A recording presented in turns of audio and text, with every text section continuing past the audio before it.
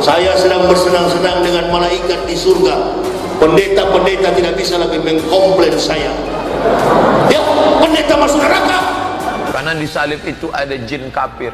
Agama memang tidak sama. Islam, Kristen, Hindu, Buddha memang tidak sama. Tapi bagaimana yang tidak sama tetapi bisa bersama-sama?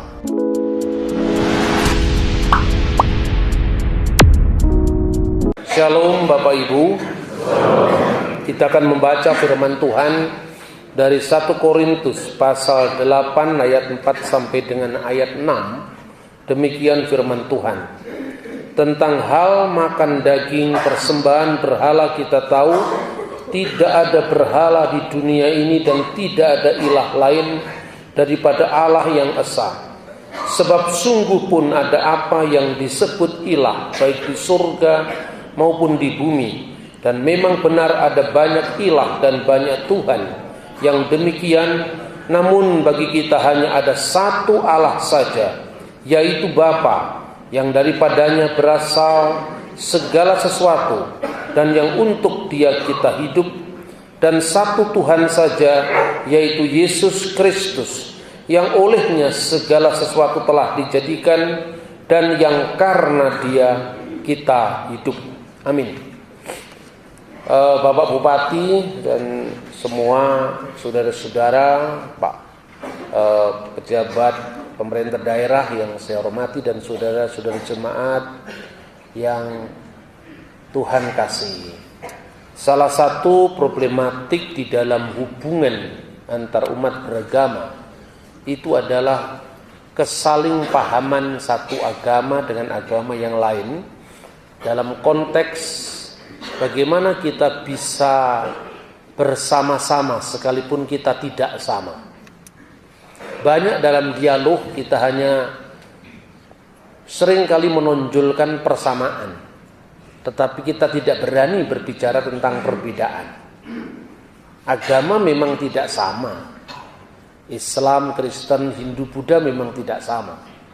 Tapi bagaimana yang tidak sama tetapi bisa bersama-sama? Karena kita adalah warga bangsa yang satu. Yang kedua, untuk tidak menajamkan bahwa perbedaan itu sebagai seolah-olah alasan untuk kita saling berpisah, kita justru harus membangun kesalingpahaman di tengah-tengah perbedaan. Oleh karena itu para founding fathers kita sepakat bahwa kenyataan berbeda-beda tetapi satu Bhinneka Tunggal Ika itu yang menjadi dasar living reality, kenyataan hidup sehari-hari yang nantinya didasarkan atas ideologi negara Pancasila. Maka umat beragama yang berbeda-beda sekalipun tidak sama tapi selalu bisa bersama-sama. Nah, salah satu kendala dalam hubungan dialog Kristen dengan agama lain itu adalah bagaimana kita saling memahami. Kebetulan akhir-akhir ini Kristen sering menjadi sumber kesalahpahaman yang diekspos. Ada orang yang mengatakan ini khotbah sampai disiarkan mendunia. Banyak jemaat yang kemudian bertanya kepada pendetanya, kepada pastornya, ditanya begini kira-kira, tunjukkan di mana ayat Alkitab yang mengatakan Yesus berkata, "Akulah Allah, sembahlah aku." Ketika itu tidak ada, secara harfiah seperti itu tidak ada, berarti Yesus bukan Allah. Banyak orang bingung, apalagi jemaat-jemaat awam. Terus saya bilang begini, ya, sekarang kamu ganti bertanya, di mana dalam Alkitab dikatakan Yesus bersabda, "Aku bukan Allah, jangan sembah aku"? Nggak ada kan? Sama-sama nggak adanya. Tapi apa berarti Yesus itu bukan Allah? Justru ketika Thomas melihat bukti kebangkitan Yesus, ketika Yesus menunjukkan bekas paku pada tangannya, Thomas mengatakan, "Tuhanku dan Allahku." Kurios mou keho theos mou. Ya Tuhanku, ya Allahku. Dan Yesus menerima penyembahan itu. Tetapi ketika orang harus mengatakan secara eksplisit harus tersebut, lah konteksnya zaman Yesus dan zaman kita kan berbeda. Jangankan mengatakan Allah, mengatakan Tuhan, menyebut nama Tuhan saja tidak boleh dalam konteks Yudaisme, agama Yahudi ketika itu. Memang ada kata yang oleh para ahli dikira-kira bacaannya, dikira-kira loh, belum tentu tepat, yaitu Yahweh, itu kira-kira. Cuma ada huruf hidup Yod, He, Vav, He. Itu bisa dibaca macam-macam.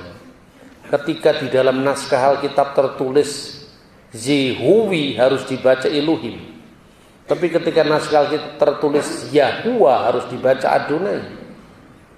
Maka bagi orang Kristen yang merefleksikan tentang imannya di tengah-tengah masyarakat Yahudi waktu itu, ajaran tentang keesaan Allah itu fundamental, tidak pernah dipersoalkan bagi seorang Yahudi. Ketika Yesus ditanya, hukum mana yang paling utama dari segala hukum yang ada? Yesus mengutip Ulangan pasal 6 ayat 4. Dan teks itu di dalam bahasa Ibrani berbunyi Shema Yisrael Yahweh Yod He Vav He Elohenu Yahweh Echad. Ketika membaca itu orang Yahudi mengucapkan Adonai Elohenu Adonai Echad. Bapak Ibu tonton itu di YouTube, tulis itu reading the Shema in Hebrew. Shema Yisrael Adonai Elohenu Adonai Echad. Kalau orang Yahudi yang lebih ultra ortodoks, Yahudi yang kuno sekali, teks itu dibaca dengan dilantunkan. Shema Yisrael Adonai Elohenu Adonai Echad. Dengarkanlah wahai orang Israel, Adonai itu Allah kita, Adonai itu Echad satu-satunya. Dan kata Echad itu yang menjadi bahasa Arab Ahad, satu artinya. Maka ketika orang Yahudi bertanya hukum yang paling utama, semua orang Yahudi tahu. Dalam budaya Yahudi, Shema itu dimasukkan dalam mesusa itu kotak kecil ditaruh di depan pintu rumah, pintu gerbang, pintu hotel. Karena itu amanat dari Taurat Musa, harus engkau tuliskan ini dimanapun kamu berjalan, kamu ingat hukum ini. Ditulis huruf Shin yang artinya Shema Yisrael tadi. Jadi ketika iman Kristen membahas tentang Allah Tritunggal, itu tidak sedang menjawab pertanyaan berapa jumlah Allah itu. Karena jumlah Allah sudah clear, tidak ada yang mempersoalkan. Nah, ketika saudara-saudara kita Muslim menuduh bahwa orang Kristen menyembah lebih dari satu Tuhan, itu sesungguhnya konteksnya Islam berbeda dengan konteksnya Kristen. Ketika Nabi Islam menyampaikan tentang pentingnya ungkapan kulhu Allahu ahad, Allah itu esa, katakanlah Allah itu esa, itu bangsa Arab menyembah berhala, menyembah ilah-ilah lain. Maka pertanyaannya, berapa jumlah Allah itu? Jawabannya jumlah Allah itu satu. Tapi ketika konteks iman Kristen disampaikan, sudah clear kalau Allah itu jumlahnya cuma satu. Yakobus pasal 2 ayat 19 mengatakan, kamu berkata Allah itu satu saja Allah itu baik, kata firman Tuhan. Tapi setan-setan juga tahu tentang itu dan gemetar karena itu. Jadi kalau sekedar mengatakan Allah itu esa, setan saja tahu.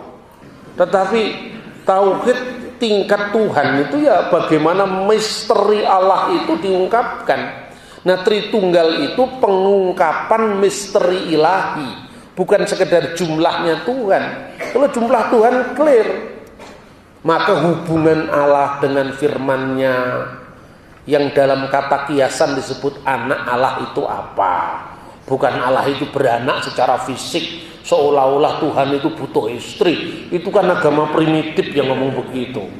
Masa kalau dikatakan Tuhannya Kristen beranak, lalu siapa bidannya, terus ketawa semua. Masa ada agama primitif Tuhan beranak seperti itu? Tidak ada lah. Saudara-saudara, maka jelas bahwa ini apabila mengukur imannya orang dari iman yang berbeda. Kita pun tidak mengukur iman Hindu dari sudut pandang kita, iman Islam dari sudut pandang kita. Ketika saya berkata begini, ini hak jawab kita. Bahwa Tuhan yang disembah orang Kristen itu tidak seprimitif yang disangka orang, bahwa Tuhan punya istri lalu punya anak, makanya disebut anak Allah. Tidak. Dalam iman Kristen, kenapa saya tadi menyebut tauhid? Karena kata itu memang kata Arab yang netral. Orang mengatakan begini, di mana ada kata Tritunggal dalam Alkitab? Ya nggak ada. Judulnya ada dipersoalkan, cuman judulnya yang penting kan isinya. Lah apa agama lain juga punya judul di kitab sucinya? Misalnya Islam mengenal tentang tauhid. Apa ada dalam Al-Quran disebutkan hada ilmul tauhid? Enggak ada kan? Judulnya enggak ada, dipersoalkan. Tapi intinya iman Kristen tentang Bapa, Putra, Roh Kudus itu inti seluruh Alkitab. Mulai dari kitab Kejadian, misalnya kitab Taurat itu kan, Taurat Musa itu kan diawali dari pada mulanya Allah menciptakan langit dan bumi. Bereshit bara Elohim et hasamayim we et sa'aret we ha'aret hayyetah tohu wa bohu wa hosek alfenetehom we ruah Elohim merakefet alfenehamayim. Bumi itu belum berbentuk, kegelapan menutupi samudera raya. Vihosek itu kegelapan, alfinitihom menutupi tihamat dalam bahasa Akadia, itu kekacauan purba. Ya kalau mirip kata tihom dan tihamat tidak usah menuduh bahwa Alkitab itu menjiplak Babylon Genesis, itu juga terlalu dangkal. Itu karena apa? Itu bahasa bersama di Timur Tengah. Wiruah Elohim dan Roh Allah merakefet alfinihamayim, melayang-layang, aktif menyalurkan hidup ilahi, sehingga nantinya planet-planet bergerak pada orbitnya masing-masing. Itulah memberi hidup, bukan sekedar hidup insani, tapi hidup astronomi, hidup nabati, semua kan bergerak karena firman Allah dan Roh Allah. Berfirmanlah Allah, jadilah terang, maka terang itu jadi. Itulah sebabnya Allah, firman Allah, Roh Allah. 1 Yohanes pasal 5 ayat 7, karena ada 3 saksi di surga, yaitu Bapa, Firman dan Roh Kudus, dan ketiganya adalah satu. Perhatikan, ketiganya adalah satu. Wasalasatahum wahida dalam Alkitab terjemahan bahasa Arab. Tidak ada kata-kata yang mengatakan salisu salasya, ketiga dari yang tiga, tidak ada juga. Itu bukan iman Kristen. Jadi ketika teman-teman Muslim misalnya bertanya dalam ketidaktahuan mereka, ya nggak salah juga. Pak, apakah iman Kristen itu artinya Tuhan itu 3, Pak? Karena dalam Al-Quran itu kafir loh, Pak, kalau Tuhan 3 itu. Nah, lebih baik jujur dari awal kan, daripada Anda tidak tahu bagaimana teman Muslim punya pemahaman. Kan lebih baik dibuka di awal, memang kita berbeda. Laqad kafara alladziina qalu innallaha salisu salasa. Sungguh telah kafir orang yang mengatakan Allah itu adalah ketiga dari yang 3. Terus saya jawab, enggak ada di Kristen yang mengatakan Allah itu ketiga dari yang 3. Masa enggak ada, Pak? Kamu lihat semua gereja, mulai dari gereja Gemit, gereja GKIN, gereja Pantekosta, Karismatik, Katolik, ada enggak orang yang menyanyi ketiga dari yang 3? Enggak ada lah. Berarti apa? Itu bukan Kristen. Terus dia bilang, berarti kitab saya salah, Pak? Enggak salah, cuma salah alamat. Penerapannya bukan untuk orang Kristen. Lah ini untuk siapa? Ya kamu cari sendirilah, itu kan bukan kitab saya, ini kitabmu kan. Di sinilah dialog teologis terbangun dengan baik. Karena dalam iman Kristen tidak ada itu definisi Allah ketiga dari yang 3 itu. Apalagi kalau menurut pandangan Quran sendiri, ketiga dari yang tiga itu siapa?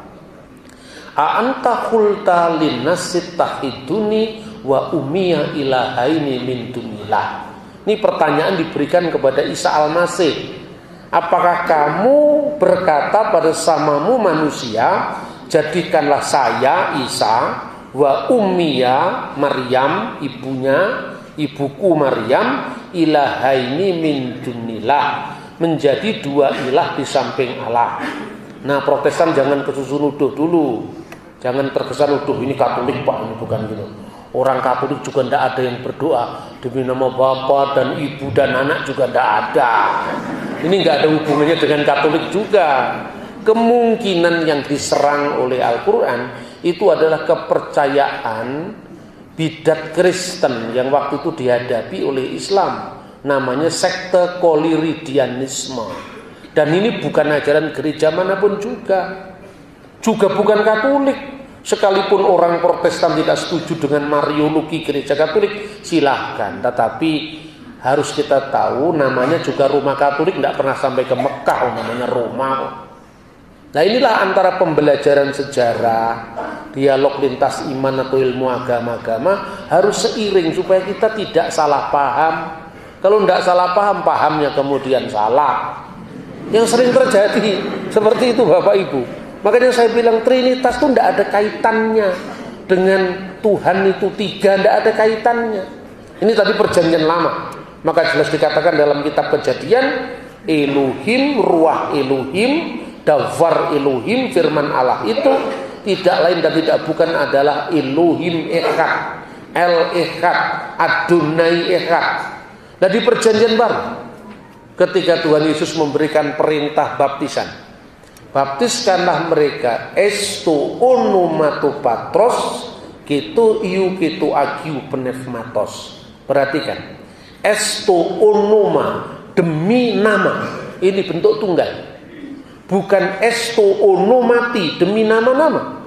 Berarti satu nama itu adalah Bapa, Putra, Roh Kudus. Itu satu hakikat. Berdasarkan kebenaran firman Tuhan dengan refleksi rasuli ini, maka gereja di kemudian hari merumuskan Tritunggal itu una substantia tres persona. Satu substansi di dalam tiga persona. Hubungannya apa? Diskresi non separati, distingsi non divisi, berbeda-beda tetapi tidak terpisah, beragam namun tak terbagi. Ini jelas sekali kalau orang mau. Itu tidak ada di Alkitab Pak. Ya, ilmu tauhid judulnya juga tidak ada di Al-Quran, sama-sama tidak adanya. Namanya teologi itu kan refleksi terhadap iman. Iman mendahului perumusan. Kadang orang menuduh lagi, Yesus baru jadi Tuhan itu tahun 325, ini ngawur lagi. Lah kalau tuduhannya seperti itu ya orang Kristen bisa juga nuduh-nuduh. Lebih-lebih yang bacaannya banyak itu nuduhnya gampang sekali. Tapi kita kan nggak mau nuduh-nuduh orang lain begitu. Tapi kadang-kadang kalau orang nuduh-nuduh kita terus, ganti saya bandingkan. Ini setiap agama itu merumuskan teologinya kan setelah perkembangan agama kemudian toh. Nah, ilmu kalam Islam itu munculnya kapan? Brahman Widya Hindu munculnya kapan? Kan setelah era Weda, setelah era Quran.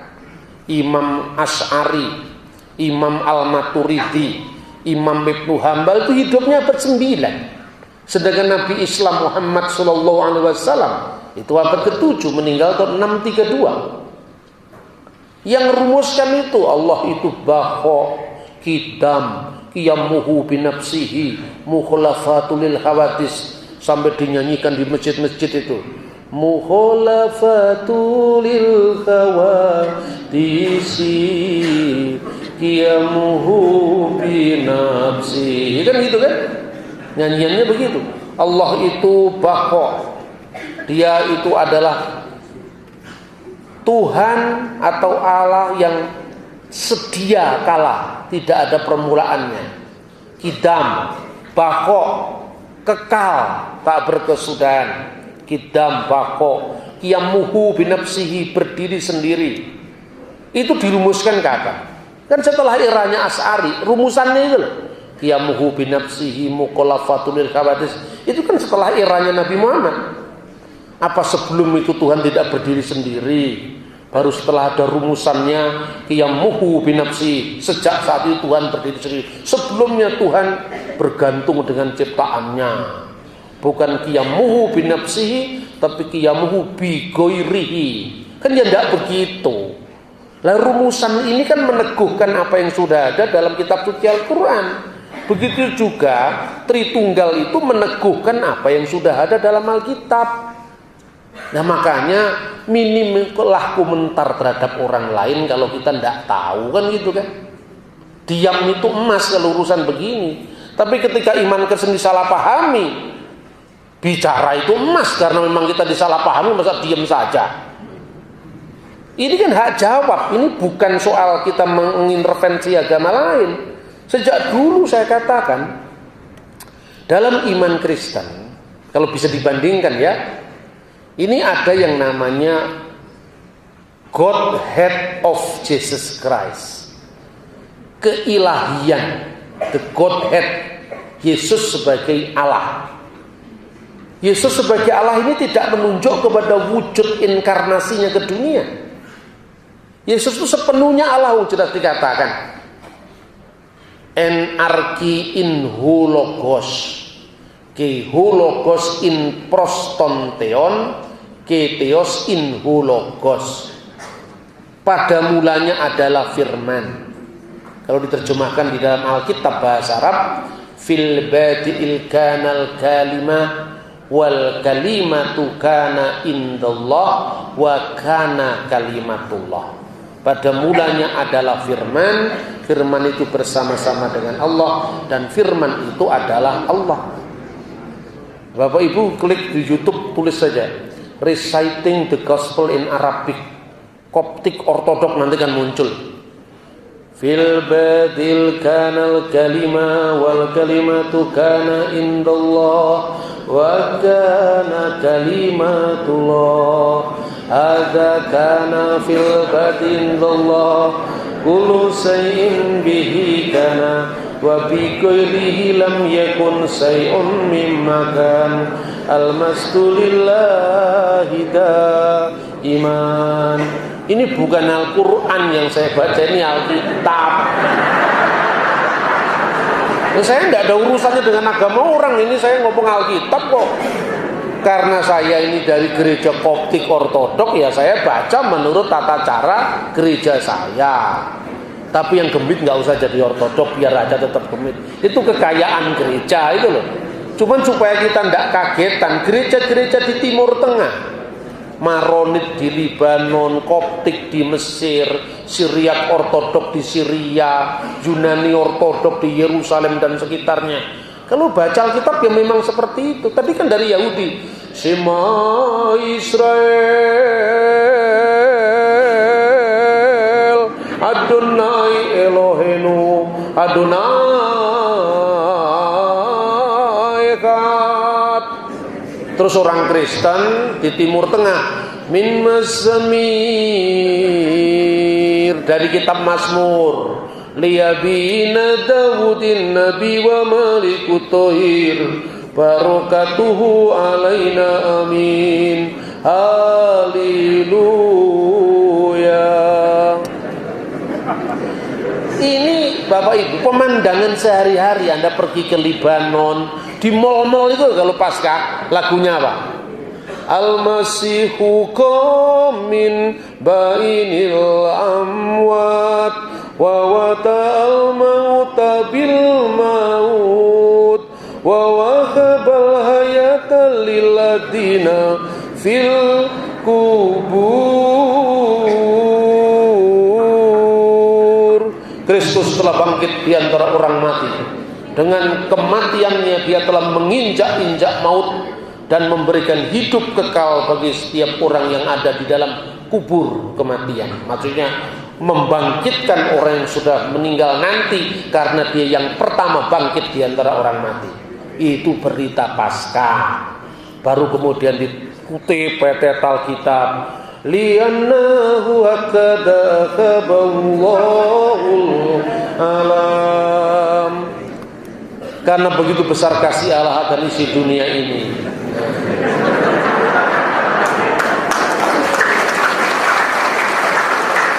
Wabadala ibnahul wahid likai la yuhlika kullu man yu'minu bihi bal takunu lahu hayatul abadiyah.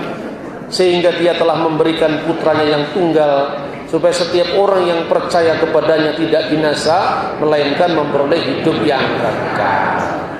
Ini bukan penistaan agama. Ini sebelum zaman Islam orang Yahudi sudah ngaji kok. Sebelum zaman Islam orang Kristen Ortodoks sudah bermazmur.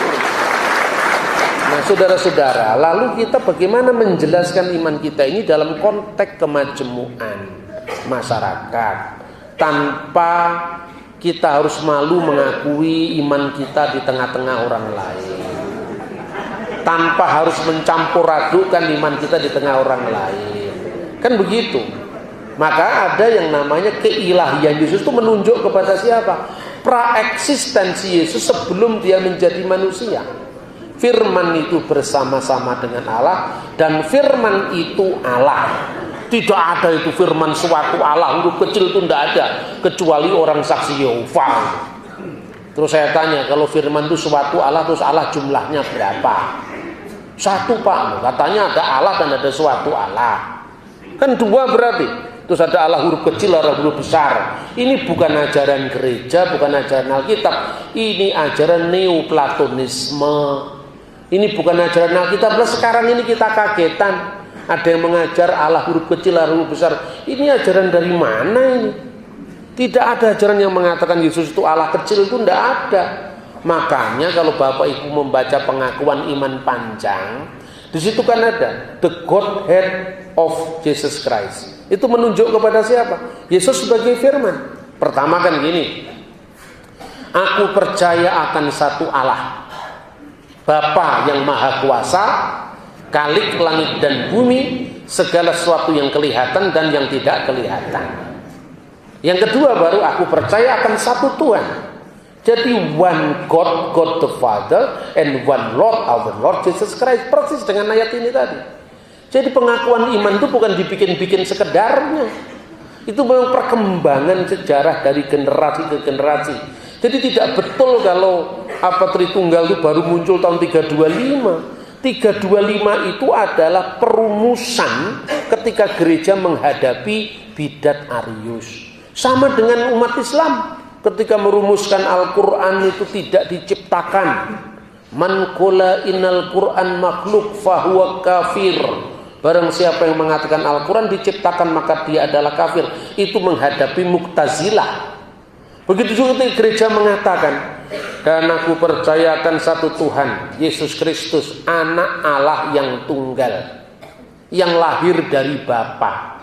Pertanyaannya, ada enggak lahir dari Bapa? Semua kan lahir dari mama. Gak ada lah lahir dari Bapa, diperanakkan dari Bapa. Artinya apa? Ini bukan kelahiran fisik. Kalau kelahiran fisik kan pasti lahir dari mama, bukan lahir dari Bapa. Sebelum segala abad, sebelum ada ruang, sebelum ada waktu. Kan begitu, makanya dalam pengakuan iman bahasa Arab itu wa nu'min bi Robin wahid, dan percaya kepada satu Tuhan, Yesus al-Masih Yesus Kristus, Ibnullahul Wahid, anak Allah yang tunggal, al-mauludu minal ab qabla kulli tuhur, yang lahir, yang diperanakkan dari sang Bapa sebelum segala abad. Lalu ditegaskan, Allah dari Allah, ilah min ilah, nur min nur, cahaya dari cahaya, terang dari terang. Seperti katanya Bapak Gereja Athanasius dari Alexandria, sinar matahari keluar dari wujud matahari tidak mengurangi hakikat wujudnya, tetapi juga tidak memancarkan sesuatu yang minor dari sumbernya. Karena apa? Sinarnya matahari, ya matahari itu sendiri sekalipun dibedakan, tetapi berasal dari sumber yang sama. Dalam konteks itulah Yesus berkata, kalau Allah adalah Bapamu, kamu mengenal aku, mengasihi aku. sebab aku keluar dan datang dari Allah. Makanya gereja kemudian merumuskan yang lahir dari Bapa. Kapan lahirnya? Sebelum segala abad, berarti bukan konteks ruang dan waktu. Allah dari Allah, terang sejati, terang dari terang, Allah sejati dari Allah sejati. Al-mauludu ghairul makhluk, dilahirkan tapi tidak diciptakan. Karena sebelum firman itu keluar dari Bapa, dia sudah ada pada sang Bapa. Tidak seorang pun pernah melihat Allah, tapi anak tunggal yang di pangkuan Bapa dialah yang menyatakannya. Karena Allah menyatakan diri melalui sang firman, sang logos. Maka pertanyaannya, mungkinkah firman itu ada kemudian setelah Allah? Tidak mungkin. Karena apa? Allah itu sejak kekal sampai kekal ya bersama firman-Nya, bersama Roh Kudus. Tidak mungkin firman Allah itu datang setelah Allah. Kalau firman Allah datang setelah Allah, berarti ada waktu Allah tidak ada firman. Lah sebelum Allah ada firman, apakah Allah tidak mampu mencipta? Karena penciptaan terjadi karena firman-Nya. Segala sesuatu dijadikan oleh Dia, dan tanpa Dia tidak ada sesuatu pun yang jadi dari segala yang telah dijadikan. Inilah makna keilahian Kristus, the Godhead of Jesus Christ, kealahan Yesus Kristus, menunjuk kepada wujud kekalnya. Itulah pula maknanya anak Allah. Bukan Allah itu beranak secara fisik. Kalau beranak secara fisik kan lahir dari ibu, nggak ada orang lahir dari bapa. Maka artinya heavenly father, bukan physical father. Allah itu sang wujud yang disebut Bapa. Daripadanya putra Allah keluar, dilahirkan, dan Roh Kudus keluar. Maka roh kebenaran yang keluar dari Bapa. Yohanes pasal 15 ayat 26. Ini terlalu mudah dijelaskan. Karena apa? Orang nanya kepada saya, masa firman kok jadi manusia Pak? Sekarang bandingkan. Kalau di Kristen firman jadi manusia, di Islam firman jadi kitab. Nuzulul Quran itu loh. Bapak mengaku ya enggak, itu kan imanmu, iman saya firman jadi manusia. Jadi kalau kamu mengatakan firman jadi kitab, ya itu bukan urusan saya, itu lakum dinukum waliyadin. Cuman kamu bisa membedakan, kalau firman jadi kitab saja kamu bisa terima, apa keberatannya firman jadi manusia? Jadi buku aja bisa kok. Masa jadi manusia tidak bisa? Dan firman itu telah menjadi manusia dan tinggal di antara kita. Clear apanya? Kami tidak pernah mengatakan bahwa firman itu bisa rusak. Loh ya, memang firman tidak bisa rusak. Tapi kertasnya Quran kan bisa rusak. Apa kalau kertasnya Quran rusak berarti firman Allah rusak? Tidak lah, begitu juga. Yesus mati Pak. Dia yang dibunuh dalam keadaannya sebagai manusia, kemanusiaannya kok. Itulah sebabnya setelah konsili Nikea, lalu konsili Konstantinopel yang membahas tentang Roh Kudus, baru konsili Efesus, Kalsedon, dan seterusnya. Konsili Efesus bicara apa? Mia pesis tontion logon cistarkomeni. Bahwa firman Allah itu menjadi manusia, satu kodrat ganda firman yang menjadi manusia. Gandanya itu apa? Sepenuhnya Allah dan sepenuhnya manusia. Apa itu baru Efesus Pak tahun 431? Enggak, baca sejarah gereja lebih awal. Bukan 325, bukan 431. Baca dulu catatan bapak-bapak gereja dari awal. Ketika Polikarpus harus memilih mati di pembakaran, dia disuruh menghujat Yesus. Anda baca di Voice of Martyr. 86 tahun saya mengikuti dia dan dia tidak pernah mengecewakan saya. Polikarpus milih mati. Polikarpus ini bukan Polikarpus Budiarjo yang dituduh membunuh Munir, itu bukan. Ini Polikarpus muridnya Yohanes, meninggal tahun 156 hari Sabat tanggal 22 Februari. Nah coba, gereja kuno punya catatan sampai tanggalnya, jamnya, harinya. Masa kita tidak percaya waktu yang nulis muridnya para rasul? Kata Saksiova, Kami tidak percaya. Kamu tidak percaya, jangan percaya kalau Injil ditulis Matius. Lah kenapa? Itu cuma judulnya, di Alkitabnya tidak ada. Pasal 1 sampai pasal 28 mana ada yang menulis itu Matius? Dari mana kamu tahu Injil pertama ditulis Matius? Dari tulisan muridnya yang nulis Injil. Misalnya Papias, The Fragment of Papias yang mengatakan Injil pertama ditulis Matius, Injil keempat ditulis oleh Yohanes. Itu tulisan dari bapak-bapak gereja awal. Tapi bapak gereja sebelum Luther, sebelum Calvin, sebelum Wesley. Makanya karena bapak gereja langsung berkaitan dengan murid-murid, maka kita percaya. Sama dengan gini Bapak Ibu, saya sering menjawab saksi Yehova itu gini. Kamu percaya enggak Peter Carey itu ahli di Ponorogo? Percaya Pak? Keahliannya enggak bisa dipungkiri. Seperti itulah kita juga percaya dengan Luther, Calvin, Zwingli bagi yang Protestan. Yang Katolik ada Bapak Gereja Thomas Aquinas macam-macam. Yang Ortodok ada Bapak Gereja John Damaskus yang macam-macam. Kita semua percaya dengan bapak-bapak gereja. Tetapi kamu harus tahu, ketika kamu ditanya, kira-kira di Ponorogo lebih suka makan rawon atau sei? Sei itu yang makan orang di sini. Itu enak, nanti saya belum diajak makan sei nanti. Pasti dia tidak tahu kan, karena dia tidak pernah makan sama Pangeran Diponegoro. Yang bisa menjawab itu siapa? Sentot Prawiro Dirjo. Lah bapak gereja awal ini, bapak gereja muridnya langsung para rasul. Makanya tidak ada lagi yang namanya spekulasi teologi seperti masa Tubingen dari zamannya Pangeran Diponegoro. Itu nggak relevan untuk konteks studi sejarah. Karena apa? Teolog-teolog modern begini metodologinya bagus. Tetapi bahannya kan nggak ada, wong dia jauh dari peristiwa, ribuan tahun setelah peristiwa.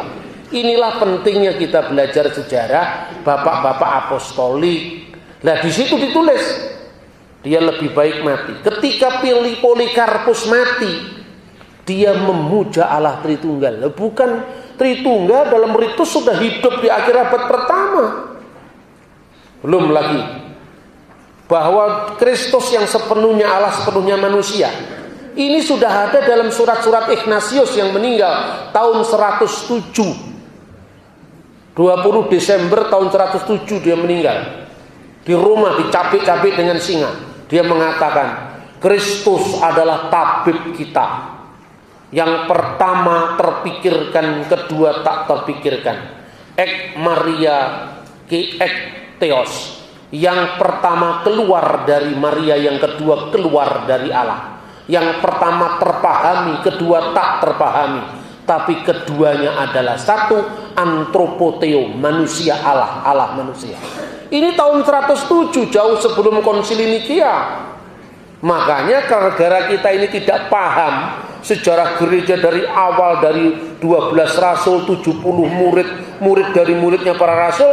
Nah kita dibajak dengan Injil Yudas, kita dibajak dengan kesimpulan Da Vinci Code, kita diejek katanya Tritunggal baru tahun 325. Maka tidak terbukti Bapak Ibu Saudara-saudara. Ini satu fakta sejarah. Kedua apa yang terakhir?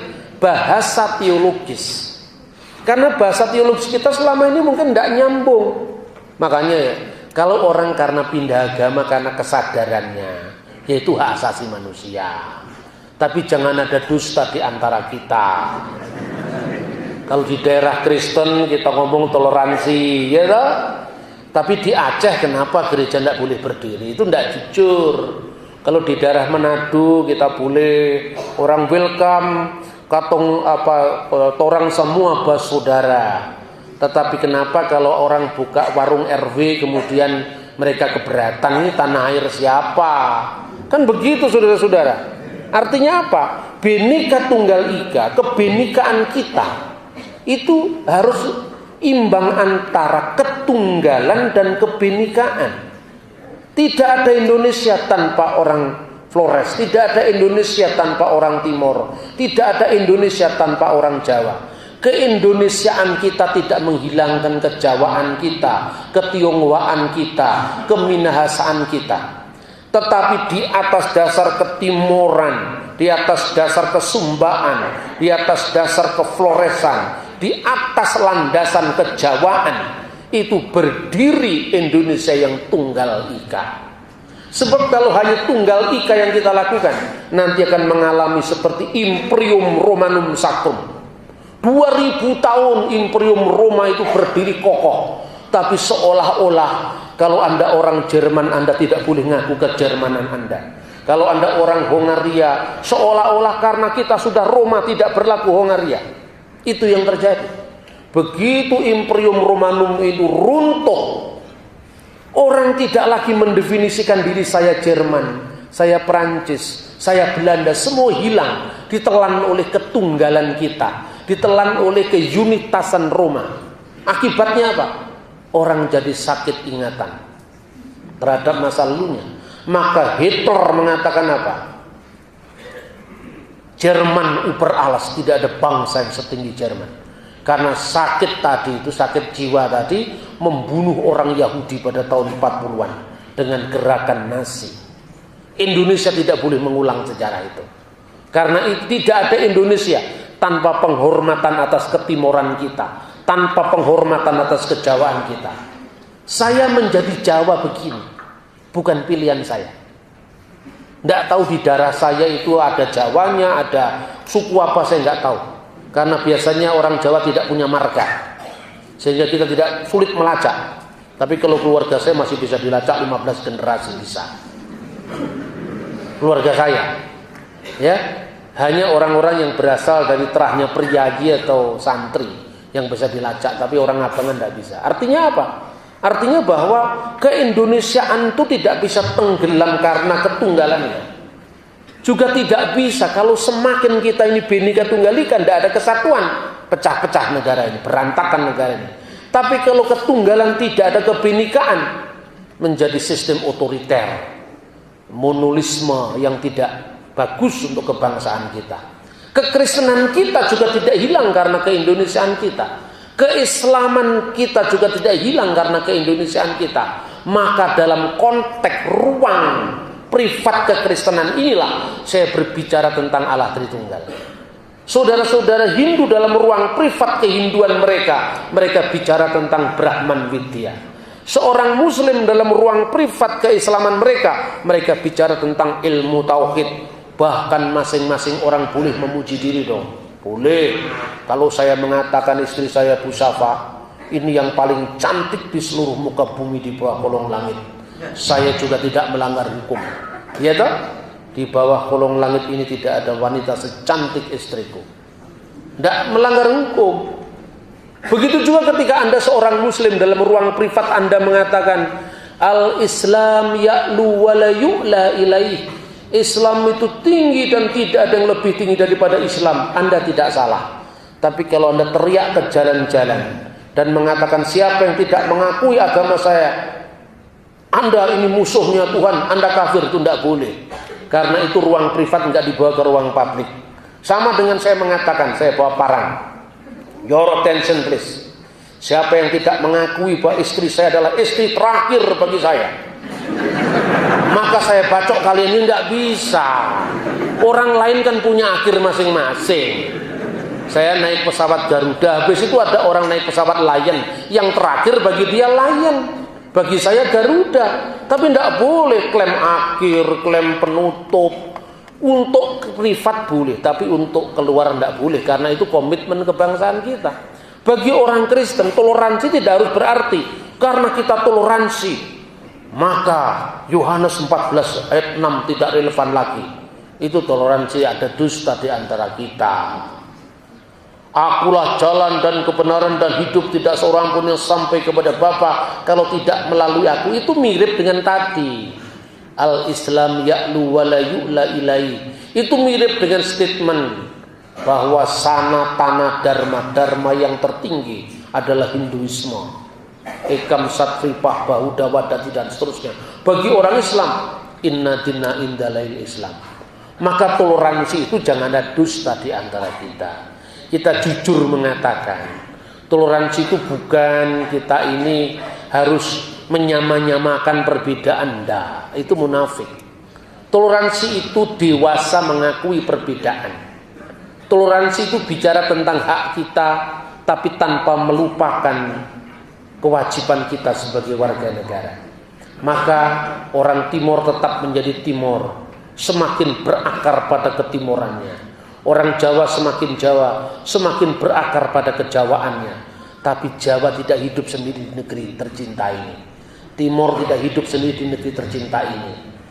Kita hidup berdampingan.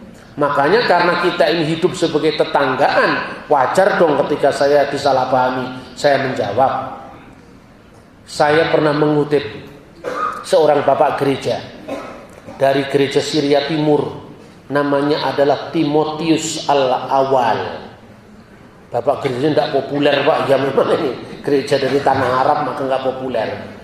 Dia pernah dialog dalam 2 hari antara Khalifah Muhammad Al-Mahdi dengan Timotius. Dia mengatakan, hai Timotius, tidak selayaknya orang terpelajar sepertimu mengatakan sesuatu tentang Allah secara tidak benar. Man huwa ya malik mahabatullah, siapakah dia wahai raja kekasih Allah? Kamu, anta. Apa yang saya katakan?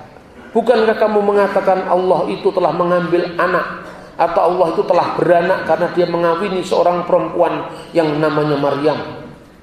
Auzubillahi min dzalik. Dijauhkanlah saya dari pandangan seperti itu wahai raja. Bukankah kamu mengatakan Yesus itu adalah anak Allah? Lalu dia mengatakan, umminu bi Yesu al-Masih huwa ibnullah. Kami percaya bahwa Yesus Kristus dia adalah anak Allah. Tetapi kami tidak percaya bahwa Allahu walada, Allah itu beranak secara fisik. Jasadian Allahu walada. La uminu ya malik mahabatullah. Lalu apa artinya anak Allah? Lalu dia jelaskan. Kama maktub fil kitabil muqaddas, seperti tertulis dalam kitab Alkitab kami. Fil badi'il kanal kalima, pada mulanya adalah firman, wal kalimatu kana indallah, dan firman itu bersama-sama dengan Allah, wa kana kalimatullah, dan firman itu adalah Allah. Kalau kami mengatakan firman itu adalah Allah, itu artinya anak Allah secara kiasan. Maka bukan berarti Allah itu beranak dan diperanakkan secara fisik. Apa artinya? Kalimatullahul ladzi minal abi ilahan bi ghairi jasad duna Kami percaya firman Allah itu lahir dari Bapa secara ilahi, tanpa jasad, tanpa ibu. Makanya istilah anak Allah itu tanpa hubungan biologis, tanpa pengandungan, tanpa urusan fisik laki-laki dan perempuan, tidak. Makanya kami mengatakan mauludu minal ab, lahir dari Bapa. Lahirnya bagaimana? Duna tanpa ibu, karena Allah itu lam yalid wa lam yulad, tidak beranak dan tidak diperanakkan. Gitu loh. Nah ini kita kadang-kadang tidak jujur. Kalau kita ngomong begini dianggap ekstrim. Wong ini ngomong agama saya sendiri kok. Saya tidak ngomong agama lain, saya bicara tentang kekristenan sendiri. Semua teks yang saya baca teks Kristen, tidak ada urusannya saya menafsirkan agama lain. Tapi ketika tafsiran itu diarahkan untuk menyalahpahami iman saya, harus saya jawab. Maka lahir tanpa Bapa itu artinya bukan kelahiran fisik. Tanpa seorang ibu artinya bukan kelahiran fisik. Lalu ayat 14 Injil Yohanes pasal 1, wal kalimatu sara jassadan, dan firman itu telah menjadi manusia. Ke holokos saks egin itu, firman telah menjadi manusia dan tinggal di antara kita. Benar-benar firman itu sepenuhnya manusia, tinggal di antara kita. Dan kita telah melihat kemuliaannya, yaitu kemuliaan yang diberikan kepadanya sebagai anak tunggal Bapa, monogenes patros, satu-satunya yang dilahirkan dari Bapa. Wujud eksklusif pernyataan diri Allah hanya melalui Yesus. Liwahidi minal ab, mamlu'an nikmatan wa haqqan, kata Injil bahasa Arab. Dia satu-satunya yang diperanakkan dari bapak, bukan berarti anak secara fisik. Lalu turun ke dunia, lahir dari ibu. Ayyullada min dunaab, tanpa seorang bapak. Artinya apa? Dalam kondisi fisiknya Yesus sebagai manusia atau kemanusiaan Sang Firman ketika turun ke dunia, lahir dari Mama Maria, lahir dari ibu Bunda Maria tanpa seorang bapak. Menekankan apa? Anak yang lahir itu dari Roh Kudus. Seperti dahulu Roh Kudus menyalurkan hidup kepada seluruh ciptaan, sekarang ini Yesus sebagai Adam yang terakhir, dia tidak terkena noda dosa asal lagi, karena langsung Roh Kudus akan turun atasmu dan kuasa yang maha tinggi akan menaungi engkau, sehingga anak yang kau lahirkan disebut kudus, suci, tanpa campur tangan laki-laki, anak Allah. Lahir dari ibu tanpa bapak, untuk menekankan anak yang dikandung Maria bukan dari Yusuf, apalagi Pak Yusuf Kala, tetapi dari Roh Kudus. Ini iman yang menurut saya sangat sederhana. Iman seperti inilah yang dibela Petrus sampai dia lebih baik mati di rumah, disalib dengan kepala di bawah. Iman inilah yang dibela oleh Andreas sehingga Andreas mati di Sinope dalam keadaan disalib. Iman ini yang dibela oleh Thomas sehingga Thomas mati di Madras. Iman ini dibela oleh Polikarpus sehingga Polikarpus mati di pembakaran. Iman ini yang dibela Ignatius dari Antioquia, muridnya Petrus dan Yohanes, sehingga mati tubuhnya dicabik-cabik singa. Tidak ada iming-iming jadi Pak Bupati, tidak ada iming-iming jadi Pak Gubernur. Para martir ini hanya punya satu harapan, di surga bersama-sama dengan Tuhan Yesus, bukan karena jabatan dunia. Kiranya firman Allah ini semakin menegaskan kita sehingga kita tidak gamang hidup di tengah kemajemukan. Kita memang berbeda, kita memang tidak sama, tetapi kita harus bisa bersama-sama. Tuhan memberkati kita. Amin.